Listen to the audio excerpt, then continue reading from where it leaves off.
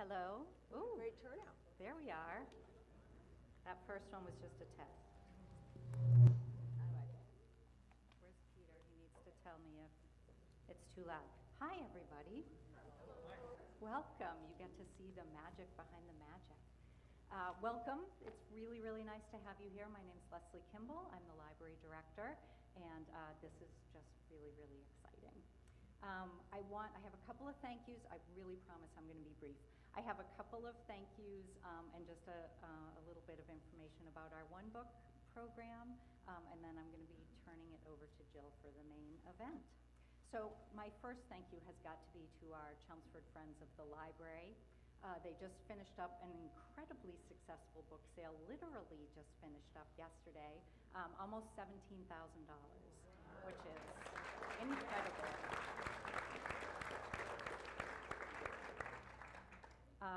More than half of our programs are paid for by our Friends of the Library group. They pay for our museum passes, and they pay for 500 copies of our One Book to go out to the community every single year.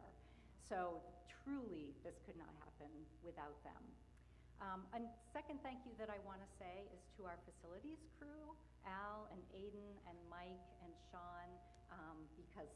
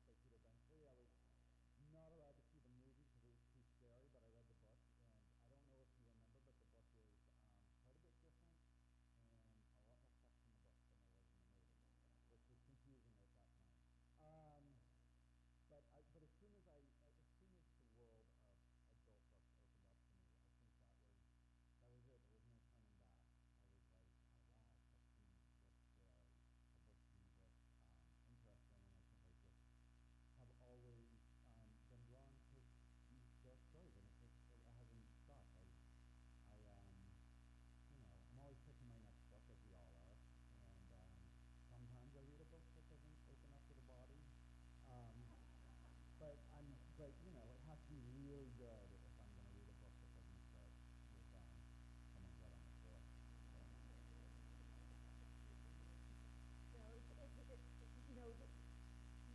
Looking at some of your interviews and hearing some of your inspirations, you mentioned Patricia Randell, Patricia Highsmith, and it kind of answered a question for me when I was looking at some of your influences, because then I understood how it happened, how these books somehow formed inside of you. Yes, it answered a lot of that the dark stuff. But then, that was your reading life. You started telling us a little bit more about your writing life. So were those seeds from your reading life, how did that start to perk out? Because a lot of people just are readers. Yeah. So tell us about that transition into being a writer. Yeah. I think I was always a writer. I think even early on, as soon as, I actually have this memory, and my mother's actually here, so she can tell me if I'm dying, but I used to pretend to write cursive, and I used to fill sheets of paper with notes before I could write. I had a memory of that. But I know I wrote little poems. I loved Roald Dahl. He was right in my wheelhouse. And I loved Charlie and the Chocolate Factory, which had the Oompa songs, which were poems. And I used to make my own versions of those, rhyming verse. So I did that. And like all writers, for the first, 10 to 15 years of my writing life, well, certainly through high school and even into my 20s, whatever I was writing was I was kind of eating whatever I was reading at the time. So if I'm reading, Raymond Chandler, hard-boiled stories, hard-boiled stories. If I'm reading, Agatha Christie, I'm writing Voyages to Bennett. And I think it takes a long time as a writer to get your own. And there's nothing wrong with, as a writer, writing stuff that other people. It's kind of just how you do it. You learn first that way. So my first love was, as a writer, was really poetry. It might have come from Roald Dahl, but I fell in love with poetry. My favorite poet, Philip Larkin. Most of my 20s were spent writing poetry and trying to publish poetry. And at some point, I began to think, I wonder if I have a novel in me. And what would that novel be? And I thought, well, I still love crime novels so much. Maybe it's a crime novel. And then I came up with this idea of a crime novel about a poet who solves a crime at a writing conference. Kind of an amateur sleuth poet. And if you're thinking this isn't a very good idea, it probably wasn't, because I never got published. But that was my first finished book.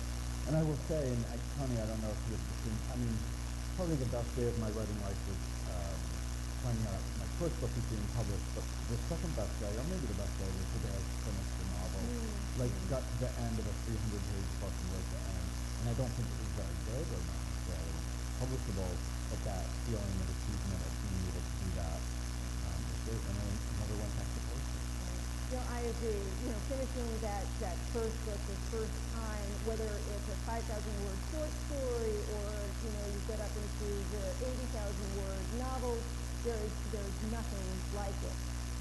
But for you, was it, is it the character that then gives you the inspiration for the story? Is it a predicament? Is it a setting that hurts the story to the surface? It's funny because in the first couple, I think in order to allow myself to write my first book, the poet mystery book, the classic whodunit, and I kind of plotted it out. I sort of thought, who are the suspects? And it's like the only book that I've ever plotted out. Since then, I just start writing. So for something like The Time Worth Killing, which you all read, thank you for that, it was a premise. And the premise was this idea of two people meeting on a plane, and deciding that because they won't meet again, they can tell each other all their secrets. And these secrets leading to this admission that this man wants to murder his wife, and his new friend agreeing to partner with him on that. Right. Which is often said that you really take a lot of inspiration from some of the classic mysteries, almost Hitchcockian mysteries, and it's Strangers on the Train. Yeah. That was the inspiration for that. Well, that's the funny thing, because the idea came from having heard a story from one of my parents' friends talk about how he had been on a flight with a woman next to him who like told him all his secrets because they never meet again. I'd always thought of that. And then I came up with this premise, and I said, well, it's kind of been done. Strangers on the Train. So what I did was I made sort of reference early in the book that she's reading, a Patricia Highsmith book, just so it looked like I wasn't entirely ripping her off. It's an homage. Mm-hmm. It's not plagiarism. But I also knew that the story would change, and this is just my premise, and it went on to be a very different type of book. But I didn't know. To me, it's character, and then I let the story play out. Right. Okay. And that's the important thing. It can be dangerous because sometimes the story stalls. But if it doesn't stall, hopefully it gets more and more interesting.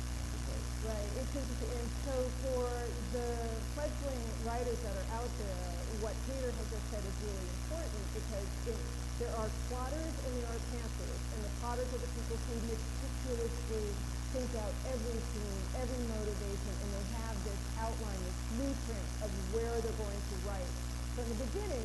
And you know, now you're a professed producer, and I have to say that I absolutely hate plotters. I don't know how they do it. Because there's also something that if you don't surprise yourself, if your characters aren't surprising you, then your book is probably not going to surprise your readers. And before I get too far ahead of myself, and this is where I get to be all fangirly, I couldn't be yesterday. There is a moment in the structure of the Tynesworth killing, and it's dead center, and dead, I mean it too, where you think you're reading one kind of book. And I think, okay, I think I know where this is going to go, and so it'll be cat and mouse and trees. And then all of a sudden, one of the main characters is killed by someone who you thought was kind of ancillary. So to the picture, I'm like, so glad we can do the spoiler stuff. And I open up the book, and it's almost dead center. And I was like, okay, this is because part of the structure of the book is just, like a 3-act play, and it was right at dead center. And I was blown away. I remember gasping out loud. My husband's like, what's it? You okay? No, this book, it's incredible. Turned 2 pages later, and then there was another change. There was another total change with one of the characters, completely blew me away. So it's the characters that surprised me. It's the actions that the characters did that surprised me with that. And what I find is especially amazing, I think that Lily Kemper is probably one of the best characters that I have read so long, because she is so complex, and she's also reprehensible. But you're rooting for her. And so what I find, can you talk a little bit about like moral coding in your books, and why your characters are bad, but you don't like them? Not that you are like them. I'm saying.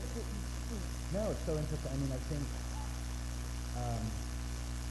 the process of writing this book. So, I have this train, I have this confession, I have this story. I have Ted, who has an unfaithful wife that he wants to get rid of.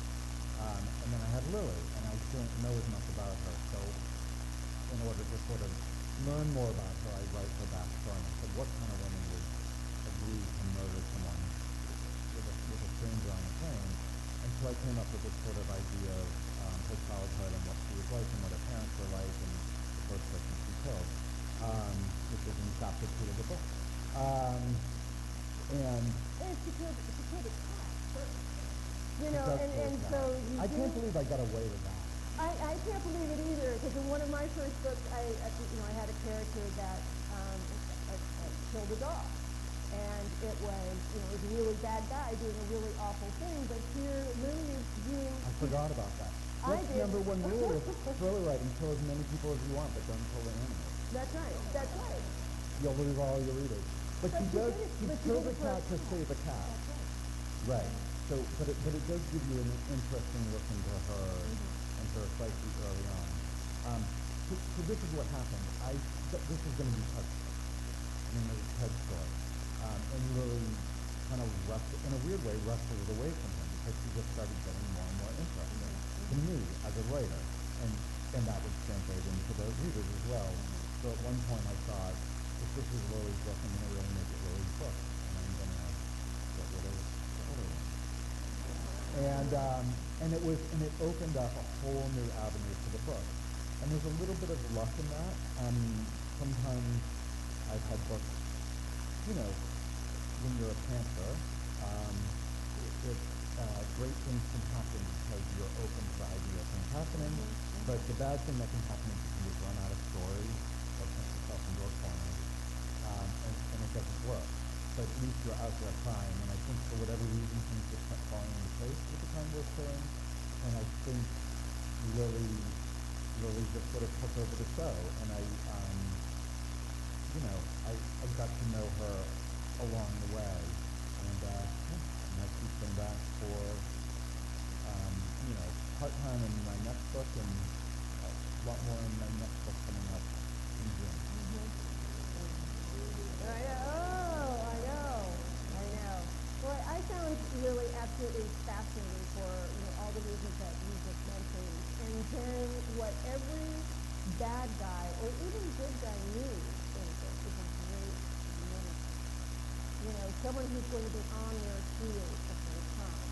And when you say that you read a lot of detective novels growing up, and then how many readers out there are also into the crime and mystery genre, detective stories, just in general? So a lot, but not as many as read the book. So I found that when I was reading the book and I'm looking at what she's doing, I'm like, okay, there's DNA evidence in this, this type of footprint in this, she's going to get caught somehow. So, that to me, how did you, figure out the time to forget in order for it to work? Pure luck is what Yeah, I make it up. There's a lot of, again, you're putting stuff in the corner, so she's got a dead body on, and she's got to get rid of it, so you think, how do you do that? How do you get away with that? And at one point, I think of the book as it wound up being sort of a series of cat and mouse, with telling earlier kinds of cat and mouse game in the beginning, a little bit, and then it's, Lily and Miranda, and then it becomes Lily and the detective. And it's sort of its own little separate cat and mouse story. But yeah, it was really fun to think.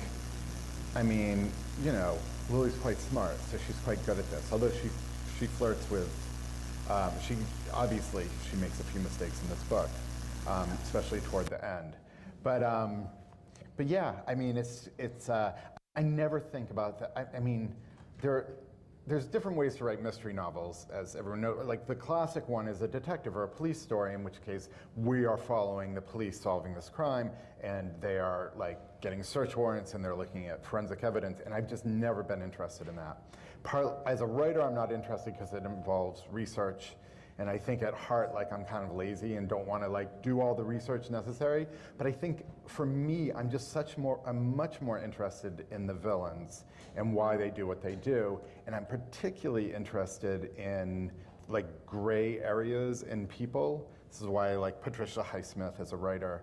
The idea of what would cause a basically good person to do a bad thing. And in another way of thinking about it is I'm also interested in when a basically bad person might do a good thing. That people are fluid in this way. So I think that's just what draws me to these types of stories more than the detective element. So my books, I try and avoid detectives at all costs, because then you have to figure out, they have to do things by the book. Maybe that's why I created a detective who's not very good at being a detective. Right, and there's... And he's shown up in other books, and he's still not a very good detective. But I like him because he was a poet. He's a failed poet too. So. Yeah. Well, we've talked about the main characters too, but it's, the secondary characters, the characters that, help support the story are also really important for trying to put all of these puzzle pieces together. And, Henry is not necessarily a secondary character, but he certainly he's not a dominant player in the book. He's dominant in the story, but not necessarily in the book. And then he also has a cohort with Roberta, James. With that. So talk about your secondary characters and how you use them to keep your story going. I mean, books need, it's like movies. You need a cast of hundreds, or if it's an epic, you need a cast of thousands. You need all these people to do things, like whether it's check someone into a hotel, might be the smallest character, or like Roberta James. So she's a really interesting character because she's in my first book, Girl with a Clock for a Heart, and at some point you're in the book and police are going to come visit the main character, and so you think to yourself as a writer, well, what are the police going to be? And I came up with, I kind of pictured this, kind of bulldog guy with a taller woman, a black woman, and I just pictured them, and then I wrote them, and now Roberta James has been in 3 of my books. So she came out of nothing, but now I know more about her. But is she ever going to get her own book? I don't know. I mean, she could. She could. It's not. I've been asked that by a couple people are sort of Roberta James fans because she is in my first 3 novels and is mentioned in a couple other novels. So she could. But I think, now I've totally lost my thread. Where was I? We were talking about secondary characters and propelling your story. I mean, you have to make a decision. Like, do they have? Maybe the person who signs you into the hotel doesn't have a life of their own. You're not figuring out where they were born and all that stuff. But with the secondary characters that have dialogue, it's important to think back to who they are, and it might not show up in the book, but it's important to try and create. I mean, writing is just creating a fake world and trying to make it seem real enough that it's plausible and you all follow along with the story. That it feels real enough to do that, and that one way to do that is to populate it. Right. Well, you talk about the fake world, and I think that what's really important about this story too is, the setting, because you have a lot happening on, Rocky Main coast, but they're still close enough to their Boston suburbs, and a few times, Lily embarks on an epic road trip to kind of cover up her tracks. So talk to me about setting, and why did you choose, well, I mean, you grew up in this area, so it makes a bit of sense, but what is it about, the Maine coast that gives you that atmosphere that you want in your books? I mean, part of it is, yes, this is where I've lived my whole life. So I've always lived in Massachusetts. I grew up in Carlisle. I lived for a long time in Somerville, and I now live on the North Shore. But my childhood vacations were on the coast of Maine, so Wells Beach, and I know that area really well. And I mean, I just think it's a good place for a mystery, because it's it's moody and it can be gray, and it's just my home. So. And I love it. I say I don't like to do research, so sometimes I call drives up the coast research, just to look around and get ideas for my book. But so for whatever reason, Kennewick, Maine, which is a made-up town in south of Maine that is very similar to other towns, you might have recognized elements.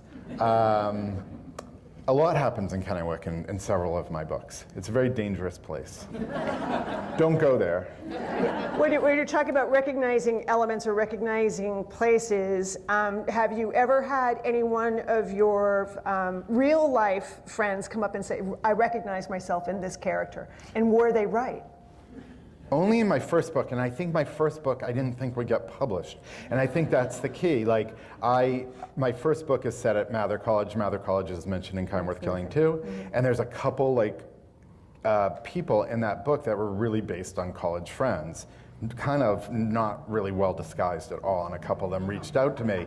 And I but I think I did it because I really thought no one would read it. At this point, I'm writing books that no one's reading, and I should have gone back and changed it. And I think since then I'm a lot more aware that, there's a huge difference between that first book, because you don't know if someone's going to read it, and then if you get on a book contract, if you're lucky enough to have a book contract, like I did, then you're like, oh, everything I'm writing here will be read by somebody, if nothing else, the editor, and hopefully a few other people. But yeah, it'll be read. So I'm a lot more aware of that. And I also try and, I'm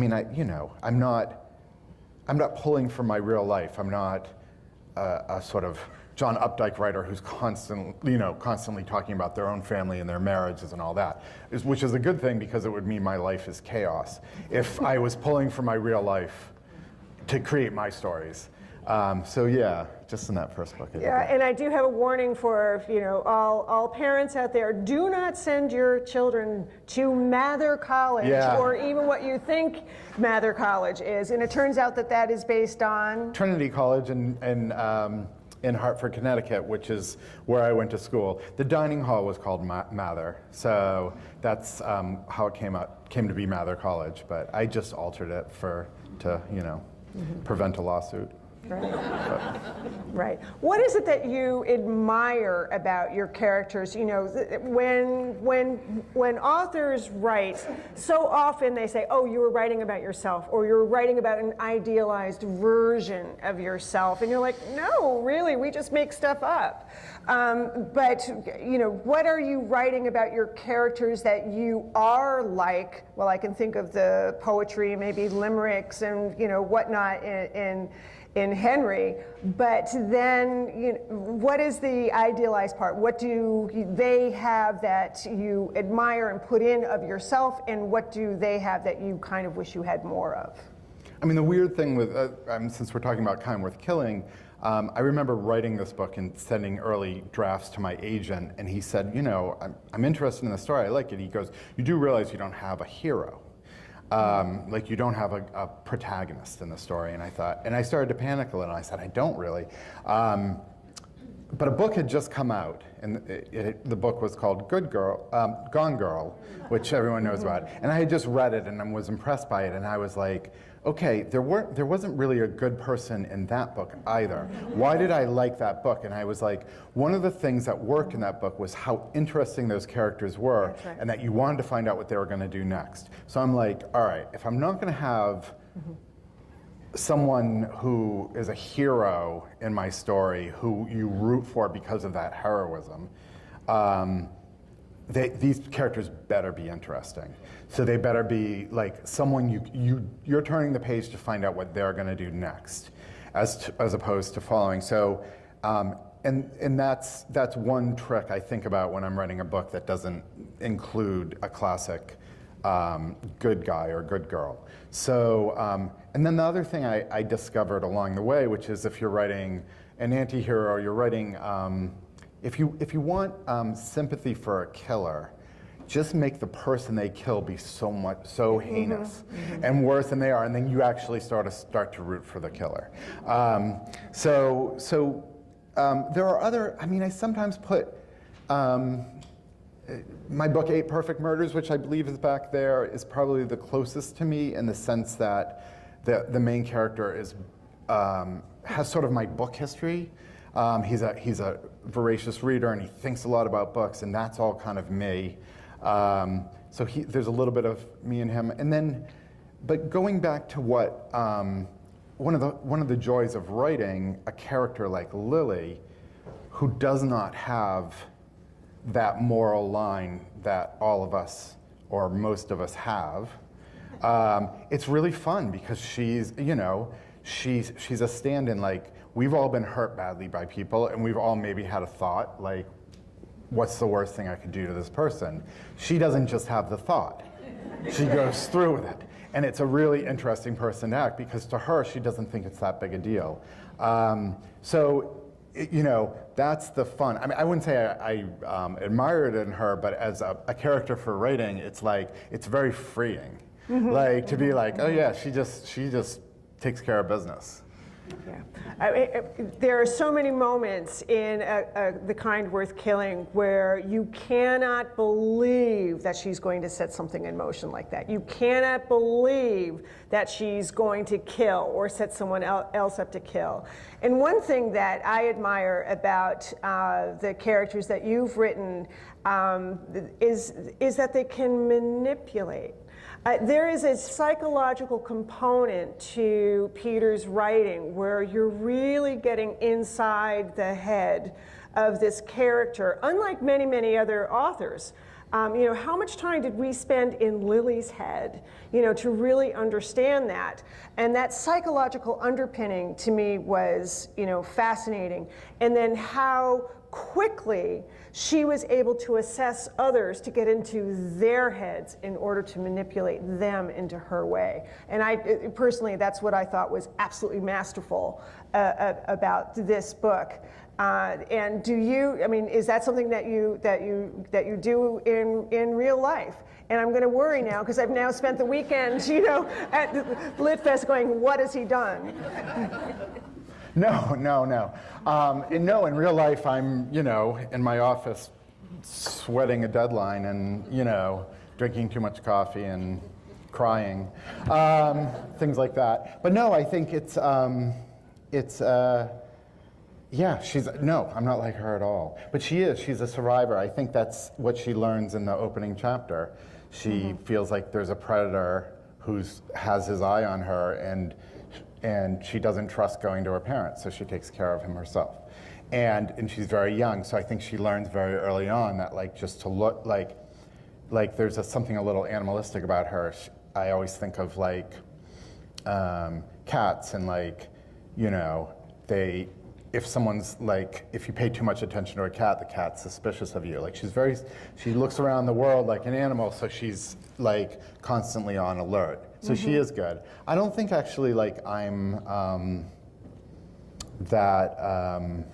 not a good observer in some ways. I think there are some novelists who are very good at can walk down the street and then describe it, because and then there are some novelists who walk down the street and they didn't see the street because they're dreaming up a book, and I'm the second kind. So. Yeah, I mean, my wife rearranges the furniture when I go away for the weekend, and I don't even notice. Because. So how many of you were freaked out when Lily put the body down the well the first time? Okay. I know, because it wasn't. For me, it was not in her control. You know, that property was owned by somebody else. And so you would think that as soon as she got her first job, that's the first thing she would do is, you know, buy that abandoned property and kind of seal that up. But no. And to me, that was part of the suspense, you know, about reading detective novels and kind of knowing how things would work out. To me, that added to the suspense. And then she had the gall to put another body down there. And it was just like, okay, all right, and that to me was, that to me was like a decision you made as an author, and it wasn't it was character driven. Obviously, she's making that decision, but it was a plot point. You decided that for the characters, and I felt it was a masterful stroke of suspense. You know, all of the things that she did wrong added to the suspense of when is it going to happen to her. And so the second body down the well was just like crazy. And then we have a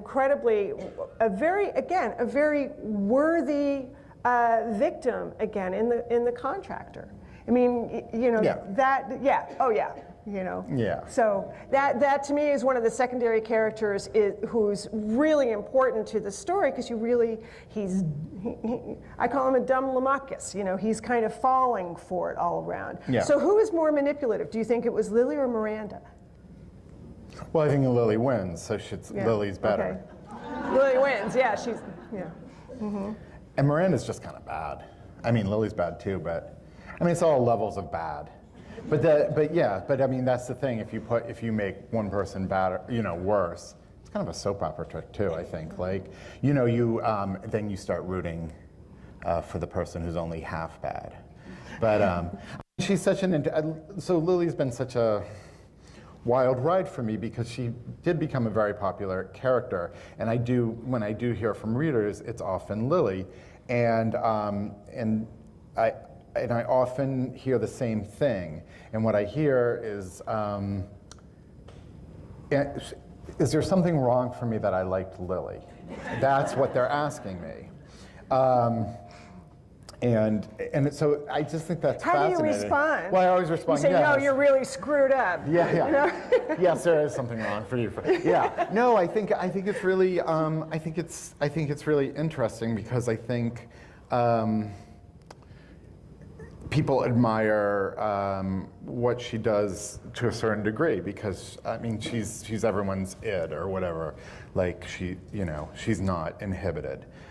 So people seem to really like her. I mean, I've gotten fan art drawings of her, and I did get a very creepy letter. That was that. You got to post the fan. I mean, I don't even know the name. I bet it was basically said something like, "Have we not met because I feel like you based the character of Lily Kintner entirely on me." And you said, please send a selfie so I know exactly who's stalking me. You know? I know. Well, that's actually a tremendous tribute to you as an author when you do create characters and they are awful and people are convinced that they are real. I'm very glad that Lily is a figment of your imagination. And what's interesting about Lily is that, Peter, you've been called the king of the standalones. You have said that part of your joy of writing is creating these individual worlds that your characters inhabit. But now you've created one character that, let's see, Kind Worth Killing came out in 2015, and now in 2023 we have A Kind Worth Saving with a couple of characters, Lily and Henry. So that tells me that, and they're still alive at the end of the second novel. Hanging on by a thread. Hanging on by a thread. So, talk to me about, I think it's fascinating and I think it's a tremendous amount of work to create a new world every time you sit down to write a book. That to me is just a mammoth feat. And what you did then in transitioning into A Kind Worth Saving a little bit, you did create the world, but it had so many familiar threads. I mean, we envision the house that was under construction, up on the bluff, overlooking the old, resort, et cetera. But again, talk to me about your settings and how you choose them for your different stories. So, I mean, again, it's just building up from a premise and going from there. And I think coming back, I never considered that Kind Worth Killing story would continue. In fact, I always write my books like they're standalones. But I think, so ultimately I wanted to come back a little bit to that world, but mainly to Lily and to Henry, who I'd been thinking about through the course of writing 6 or 7 other novels. And ultimately, I think one day, and this is the sort of beginning of Kind Worth Saving, I had 2 characters that I'd been interested in writing about who were 2 teenagers who meet at a resort. And I naturally put that resort in Kennewick, which is where I put most of my, seaside, creepy dwelling area, Kennewick, Maine. And then, and realized that this was a story that actually Lily and Henry could come into, and I could do a sequel of sorts. And so that's why I call it a sequel-ish. But it's not really continuing the story. It's a new story. It's this Richard and Joan character, and what they get up to. But Lily and Henry both get involved. Right, and as I said, there were a couple of times that I gasped at your choices to propel the story forward, but I also gasped at the very last page when that darn piece of property got sold, right, everybody?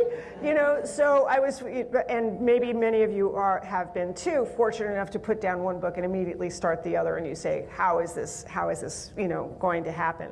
And obviously, tremendously masterful, and your books just keep on getting better. Thank you. Absolutely. And you've said that The Kind Worth Killing is almost like an evergreen. It has, it's still selling. You had mentioned that, here it is, a book that is 9 years old at this point, and it's still doing that.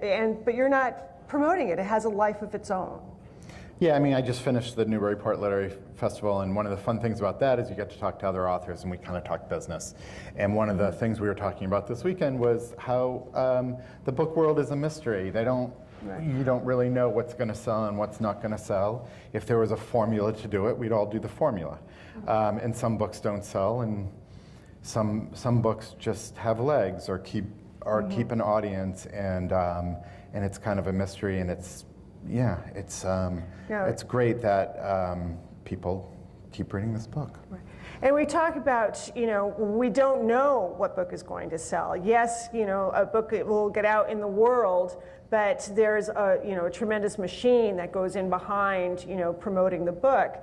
But you had said you have, I think you said you had 4 novels that made it into the bottom drawer, that never made it into the light of day. You mentioned something about going off to a prom, a group of teenage students. I can understand that might have been a good choice to keep that one. Yeah. Well, that was a wedding party. I mean, I think most writers, the book you get published is not your first book. It's probably your 4th or 5th book. I had my poet mystery novels, and then I wrote what I thought was a very commercial novel called The Bridal Party, which was a sort of race against time, brides trapped in a garage. I thought I was writing a book that agents would be lining up to rep, because it felt like a high concept thriller, and I got not one response from a single agent on that one. But I was also not writing what I loved, and I think that's, if you're a writer, that's what you take away. Don't write to market. Write what. Well, the market had changed by the time it gets out there anyway. Yeah. So just write what the story that you think is worth telling. So, but I feel incredibly fortunate that my odd book, Girl with a Clock for Heart, a book I never thought would be published, was my first book published, and now I'm here with this incredible crowd. Do you ever revisit the books in the bottom drawer and mine them for those little nuggets that you say, it doesn't seem like you ever suffer writer's block, which is, a reason why I, have a problem with you as a successful author, because, it happens. But do you ever mine those books to kind of say, oh yeah, maybe I can flesh that out a little differently, or use this in my current writing? Very little, but I mean, I think the character of Henry Kimball was, in a sense, mined from a character in one of those earlier books. But in general, I feel like, I don't know, artistically speaking, don't look back. If it didn't get published, there's probably a reason for that, and move forward and work on your next thing. Right, and the reason why I talk about the novels that are in the bottom drawer, and even the author that we were with yesterday with Vanessa Lilly said, she has a few in the bottom drawer too, because I really want to, the aspiring writers out there to know that, finishing a novel, that's a huge deal. And congratulations to you all for taking the time, making that endeavor. And if it's only in your bottom drawer, that's fantastic. Kudos to you. Peter, what's next up for you? So I have a book coming out in June 11th. It's called A Talent for Murder, and it is also, so Lily features heavily in it. But again, like it came from another story, and just to give, it's a story about a librarian. I'm looking over. she works in Kittery and lives in Portsmouth, and she has recently married at the age of in her 40s, and he's a sweet guy, but she just starts to notice odd things about him when he comes back from his conferences away. And like any good librarian, she starts to do research into these conferences he goes to, and she discovers that there's a trend that it looks like a bunch of places he went, there are unexplained deaths happening in those towns. So, but she's not sure, and she doesn't want to turn him into the police if he's innocent. And so she remembers an old friend that she had in graduate school, Lily Kintner, and calls Lily and asks for her opinion on the situation, and it goes from there. I know. Absolutely fantastic. Obviously, I know what we're all going to be doing in June, which is standing in the line at the bookstore and having that. I've asked Peter a lot of questions, and now I think it's your turn. What questions do you have for Peter? Really interesting. I read the book first. I had a report or provide my wife with answers to her questions.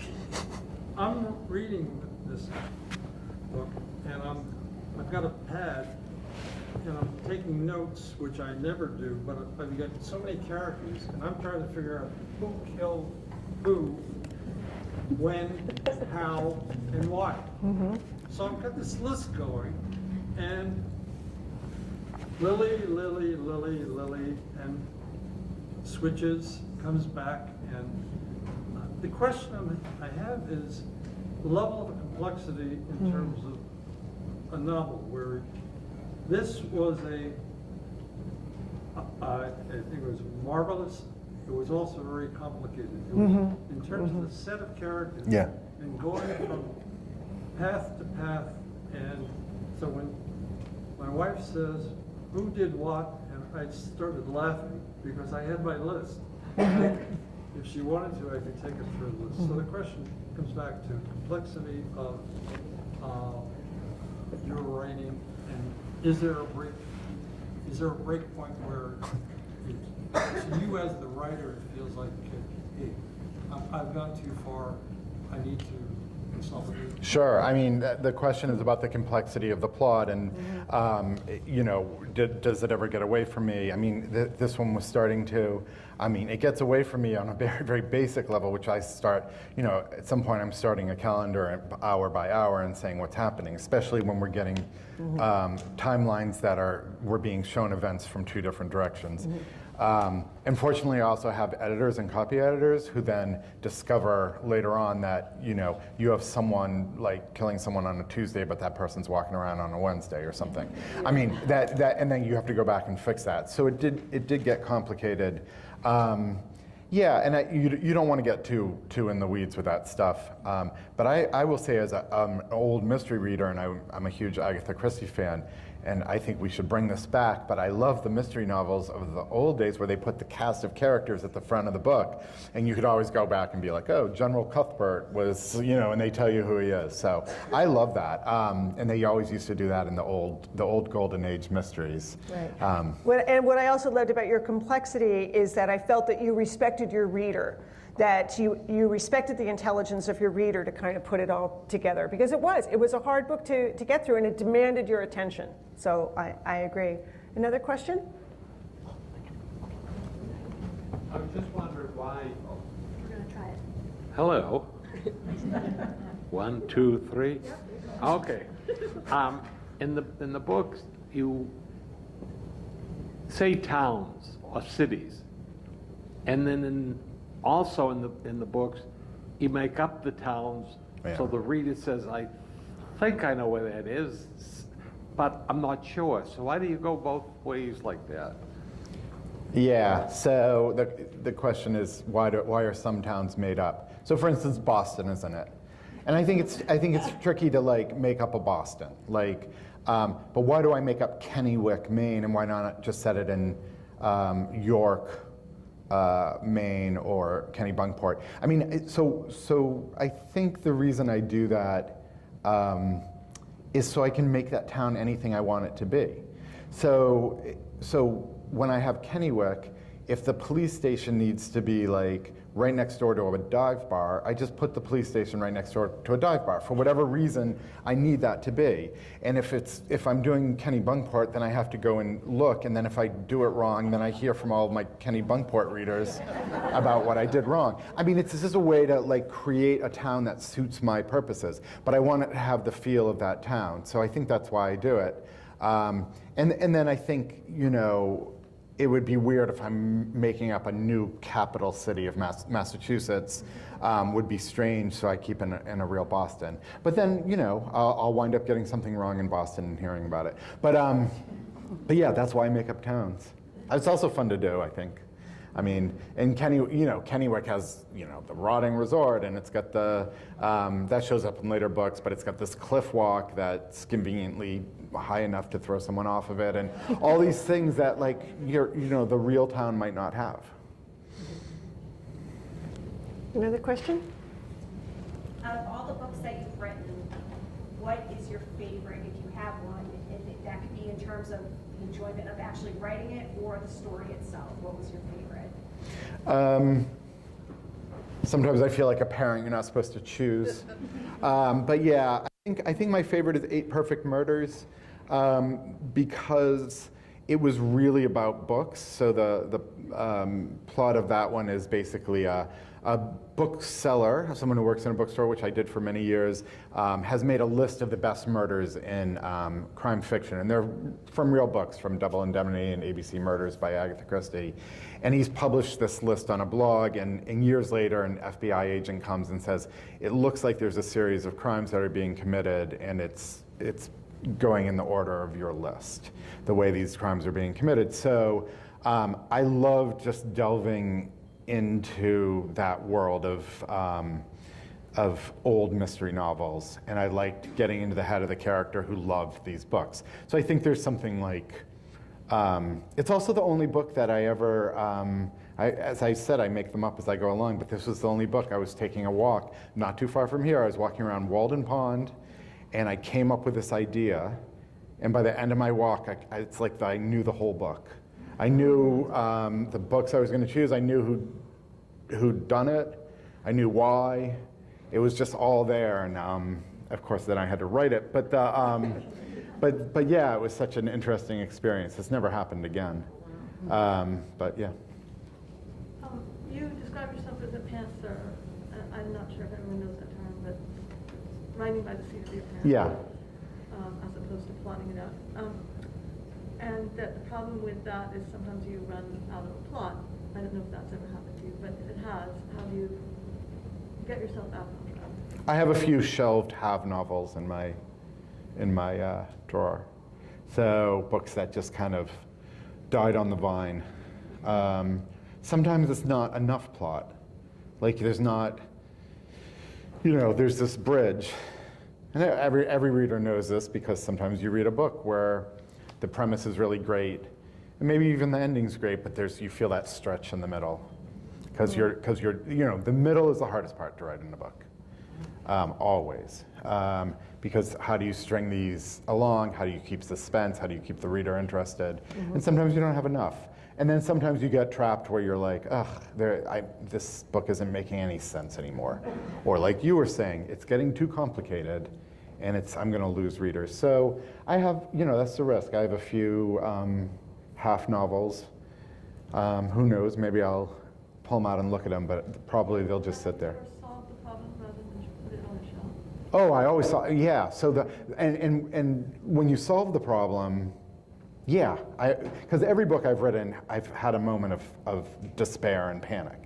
I mean, in the middle of a book, like every single book, I think at some point isn't working, and then you often like wake up and you're like, oh, that could happen, and hopefully that's a good thing. So that's the fun. I mean, it's the hard part and the fun part. It's a weird little trick. I sometimes like right before I go to bed, I kind of read up to my last what I've been writing, and I kind of think about my problem and. Sometimes I think you solve it in your sleep. That's a very weird thing to say, but I think sometimes you wake up and you're like, oh, now I know. So yeah, that's the fun part. And we have a question over here. Hi. When Lily met Ted on the plane, was that planned or was that a random meeting? You mean in the plot? At the beginning? Random. But no, she recognized, she went up to him in the bar, but she didn't plan to be there. I knew I should have read this book again before this meeting. I have no idea what anyone's asking. I love it. I love it. The audience has now just schooled the author. That's good. That's good. So. I have a visual. A visual. There we go. This is, I drive past this area 3 times a week. Oh, yeah, yeah, yeah. Do you know where it is? Oh, of course, that's the cemetery in Concord. Up on the hill. Yes. Thank you. And that was a research trip. I mean, I went up and I go there anyway because it's beautiful. And in the fall, it is quite So I'll never look at it. gothic. I know, you can just picture stabbing going on up there. I know. Can we show what the sorry. picture is? Yes, there. It's a cemetery in Concord Center. Yeah. I thought she was handing me a letter that said how similar I am to Lily Kindner. And this was going to take a turn for the worse. I know. Is there Unsee it. another question? Here. Do you think you'll ever return to poetry? I don't know. It's a really good question. I look at them sometimes, maybe in my later years. If I had a great idea for a poem, I would sit down and write it. I haven't been thinking in that way. Like I don't wake up and think, oh, I have an idea for a poem. I kind of ran out. So, but you never know. Maybe it'll be my second career. And were they primarily dark poems? Some were, but they weren't. They're poetry, so they're kind of dark anyway, right? But they weren't happy. They weren't like, I wasn't celebrating flowers.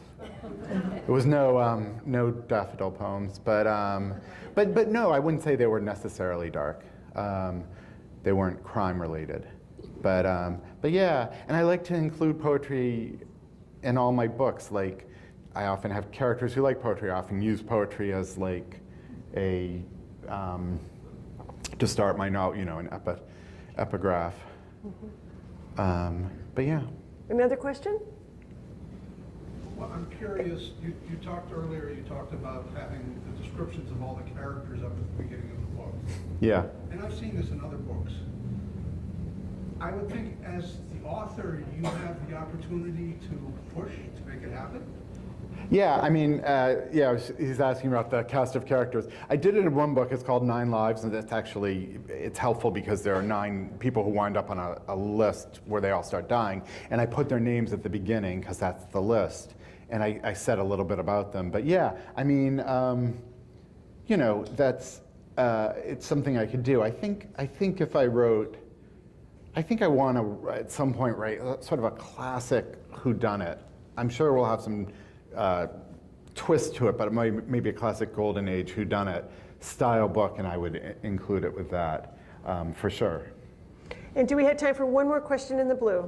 Yeah, this is more an observation than a question. Now that you told us that you were a poet, I really love the description that you use, like of the coast of Maine, and then when they're walking along the coast, and you use a lot of sensory description. And I made a comment about that as I was reading it, about how much I enjoyed it, because I like being able to visualize in my head where I am. And I think you are still using poetic language. Oh, thank you. Yes. I appreciate that. Okay, I'm going to step in. I don't know. Can you all hear me? No. It's on. Are we on now? Okay. Okay, so we have a special surprise for everybody. When you registered, we entered you into a door prize. So when I call your name, if you could raise your hand, 5 lucky people are going to receive Peter's new book.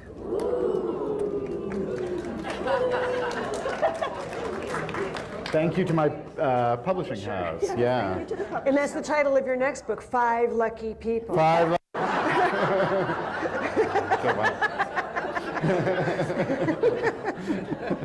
I'll have to do a combo town name, though, of Chevron. And the character names are? If Bridget Coughlin, you raise your hand.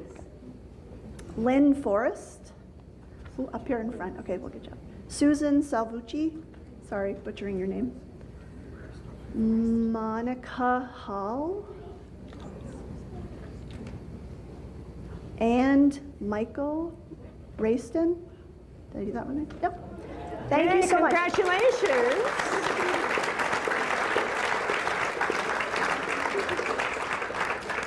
Well, I want to thank you all for coming, and if you would like to make your way slowly to the back, we have a way to queue in the back room if you would like to purchase a book or have a book that you brought signed, and Peter and I will meet you back there.